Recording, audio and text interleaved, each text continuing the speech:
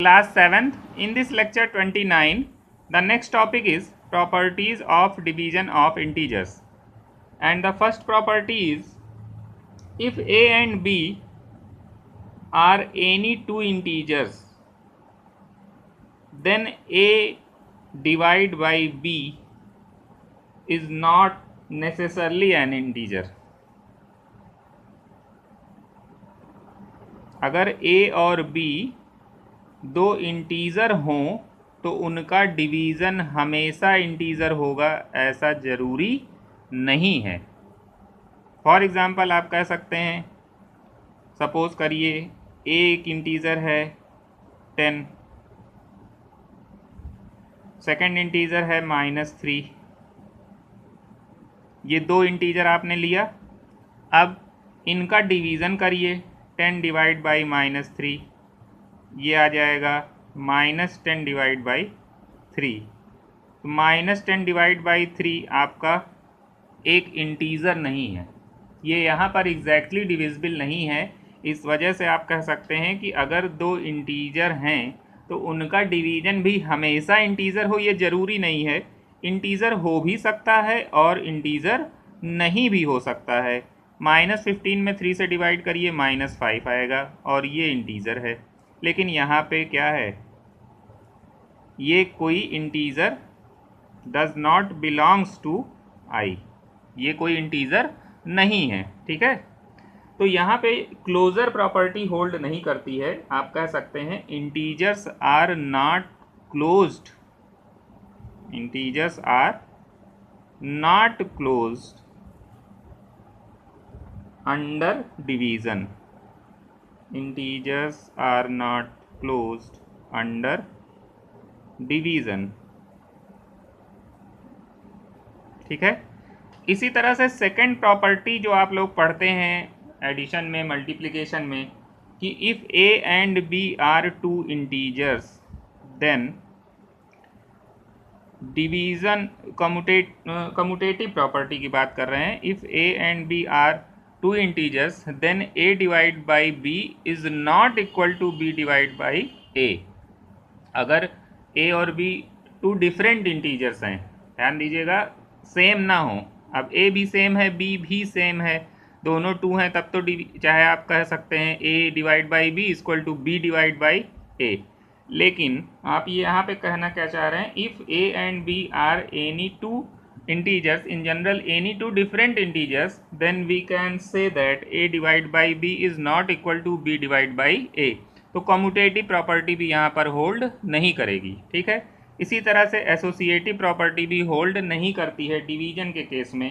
अब नेक्स्ट आपका प्रॉपर्टी एक कह सकते हैं, if a is any integer, a कोई भी इंटीजर है, and a not equal to 0, a 0 नहीं है, तब आप हमेशा ये कह सकते हैं a divide by a is equal to 1। अगर कोई इंटीजर है -5 divide by -5 is equal to 1, 0 ना हो, 0 को छोड़कर अगर कोई भी इंटीजर लें और उसका उसी से डिवीज़न फाइंड करें तो वो हमेशा क्या आएगा, 1 आएगा। इफ़ नेक्स्ट प्रॉपर्टी आप कह सकते हैं a is an integer then a divide by 1 is equal to a। अगर कोई इंटीजर है, इवन 0 भी है, 0 divide by 1 is equal to 0, a को हमने क्या ले लिया, 0। तो अब 0 divide by 1 is equal to क्या होगा, 0 होगा। तो a कोई भी इंटीजर है तो उसमें अगर आप 1 से डिवाइड करें तो वो हमेशा क्या होगा, a ही आएगा। -5 में 1 से डिवाइड करिए -5 आएगा, 3 में 1 से डिवाइड करिए 3 आएगा। इस तरह से कुछ भी आप लें, कोई भी इंटीजर लें, 1 से डिवाइड करें तो वो ही इंटीजर आ जाएगा। ये आपकी एक प्रॉपर्टी है। फोर्थ आपकी थी a belongs to i, a not equal to 0, a divide by a equal to 1। अगर किसी इंटीजर का उसी इंटीजर में डिवाइड करें, बस कंडीशन क्या हो कि वो 0 ना हो, क्योंकि 0 से डिवीजन पॉसिबल ही नहीं है, मैथमेटिक्स में डिफाइंड नहीं है, इसलिए हम सॉरी, इसलिए 0 नहीं लेते हैं। ठीक है, तो यहाँ पर तो हम ये कह सकते हैं ना कि अगर 0 नहीं है तो उसको उसी से डिवाइड करें तो 1 आएगा, 1 से किसी इंटीजर को डिवाइड करें तो वो इंटीजर खुद आ जाएगा। तो ये सब प्रॉपर्टीज़ हैं डिवीजन से रिलेटेड।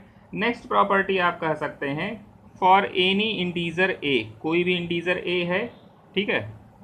अब आप कहें कि a by zero is not defined, a by zero is not defined, zero से डिवाइड करना डिफाइंड नहीं है, लेकिन zero by a is always equal to zero, zero by a is always equal to zero. अगर आप देख लें zero और a आप ले लीजिए -5, तो ज़ीरो डिवाइड बाई -5 आपका ज़ीरो आएगा।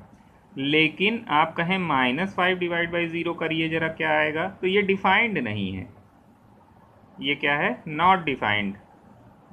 समझ में आ रही बात? जीरो से आप किसी इंटीजर में डिवाइड नहीं कर सकते, लेकिन जीरो में किसी इंटीजर से डिवाइड कर सकते हैं, और जीरो में किसी इंटीजर से डिवाइड करेंगे तो हमेशा क्या आएगा? ज़ीरो आएगा। यहाँ पर भी आप देख रहे थे zero divide by 1 is equal to zero. तो ये नेक्स्ट प्रॉपर्टी थी। अब एक प्रॉपर्टी आपकी और है, इफ़ ए बी सी, तो ये properties in general commutative property, closure property, associative property, ये सब डिवीज़न के केस में इंटीजर्स में होल्ड नहीं करती हैं, कम्यूटेटिव नहीं है। Integers are not closed under division आप कहते हैं। उसके बाद आप ये कहते हैं division is not commutative for integers, division is not associative for integers. उसके बाद आपने कुछ और प्रॉपर्टीज़ देखी, divide by zero, divide by 1, divide by the same integer itself. Okay, next is the if A B C are 3 integers, अगर कोई 3 integers हैं, ठीक है, और तीनों कैसे हैं? a not equal to zero, B not equal to zero and C not equal to zero, तब फिर ये भी है साथ में कि a ग्रेटर देन b है। चलिए, तो इससे क्या आपको मिलता है फ़ायदा कि a divide by c is greater than b divide by c. First, कब? If c is positive. और सेकंड केस में आपको क्या मिलता है? a divide by c is less than b divide by c if c is negative. ठीक है, ये एक प्रॉपर्टी है, इसको ध्यान से समझ लीजिए कि अगर a b c कोई 3 इंटीजर हैं और तीनों ज़ीरो नहीं हैं, हम ये नहीं कह रहे हैं कि उनमें से कोई ज़ीरो है, तीनों ज़ीरो नहीं हैं, तीनों नॉन ज़ीरो इंटीजर्स हैं और a b से ग्रेटर है, तो ऐसे इंटीजर सेलेक्ट कर लें। चलिए सेलेक्ट कर लेते हैं, एक एग्जांपल ले लेते हैं। For example a equal to 27, b equal to 18 and c equal to 9। ये हमने 3 ले लिया। a b c तीनों ज़ीरो नहीं है, a ग्रेटर देन b है, 27 ग्रेटर देन 18 है ही। ये कंडीशन, जितनी इसकी कंडीशन थी वो तो आपने कंप्लीट कर ली है ना। तो फर्स्ट केस क्या कहता है? a डिवाइड बाई सी, ज़रा चेक करिए, a is 27 divide by c is greater than b divide by c. तो b आपने ये ले लिया और c ले लिया आपने 9। यहाँ ध्यान दीजिएगा a डिवाइड बाई c है, ठीक है। तो a हो गया 27 डिवाइड बाई 9 और b हो गया 18 डिवाइड बाई 9। तो हम कह रहे हैं कि जब c पॉजिटिव हो, c हमारा पॉजिटिव है भी यहाँ पर, तो ये सारी कंडीशन तो होल्ड कर ही रही हैं, तो उस केस में ये जो होगा वो ग्रेटर होगा। a डिवाइड बाई सी कितना आएगा? 3 आएगा, और b डिवाइड बाई सी कितना आएगा? 2 आएगा। तो 3 2 से ग्रेटर हुआ कि नहीं? सही है, यानी ये प्रॉपर्टी होल्ड कर रही है। क्या प्रॉपर्टी है कि अगर 3 इंटीजर्स ले लिया आपने और तीनों नॉन ज़ीरो हैं, c आपका कैसा है? c पॉजिटिव है, a ग्रेटर देन b है, a b से बड़ा है, c पॉजिटिव है, c निगेटिव नहीं है। उस केस में a डिवाइड बाई सी और b डिवाइड बाई सी में क्या रिलेशन होगा कि a डिवाइड बाई सी हमेशा ग्रेटर होगा b डिवाइड बाई सी के। ये आप प्रॉपर्टी में पढ़ रहे हैं, अगर प्रॉपर्टी में नहीं भी पढ़ें, कहीं आपसे पूछा जाएगा तो कैलकुलेट करके फाइंड करके बता सकते हैं कि कौन ग्रेटर होगा कौन नहीं होगा। लेकिन आप चाहें तो प्रॉपर्टी अप्लाई करके डायरेक्ट बता सकते हैं, बस इसलिए प्रॉपर्टी बताई जा रही है। सेकेंड केस में क्या हुआ है? a डिवाइड बाई सी और b डिवाइड बाई सी फिर से फाइंड करिए, लेकिन अब की c निगेटिव है। अब की c क्या है? निगेटिव है तो चलिए सी को हम जो 9 ले रहे थे वो 9 ना लेके क्या ले लें, -9। तो चलिए अब देखते हैं क्या होता है। तो 27/-9 और 18 हो जाएगा -9। तो दोनों केस में आपका यहाँ पर -3 और यहाँ क्या आएगा -2।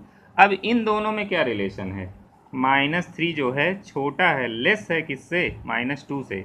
तो ये हुआ कि नहीं, a/c इज इक्वल टू -3 आ गया, वो लेस आ गया किससे, -2 से। तो ये नेक्स्ट प्रॉपर्टी, इस प्रॉपर्टी को आप चाहें तो याद रखें या न रखें, सॉल्व करके तो आप आंसर बता ही सकते हैं, लेकिन प्रॉपर्टी क्या है फिर से हम बता दे रहे हैं। अगर 3 इंटीजर्स ए बी सी हैं जिसमें तीनों ज़ीरो नहीं हैं, a not equal to zero, B not equal to zero, c not equal to zero, and a is greater than b, a b से बड़ा है, लेकिन सी आपका कैसा भी हो, एक बार सी आपने लिया पॉजिटिव तो ए डिवाइड बाई सी ग्रेटर होगा बी डिवाइड बाई सी से, एक बार सी आपने लिया निगेटिव तो ए डिवाइड बाई सी लेस हो जाएगा बी डिवाइड बाई सी से। तो ये आपका ये प्रॉपर्टीज़ थी कुछ रिलेटेड आपकी डिवीजन से रिलेटेड इंटीजर्स में। उसमें आपने पढ़ा क्लोजर प्रॉपर्टी होल्ड नहीं करती, कम्यूटेटिव नहीं होल्ड करेगी, एसोसिएटिव नहीं होल्ड करेगी, क्योंकि हर केस में पॉसिबल नहीं है।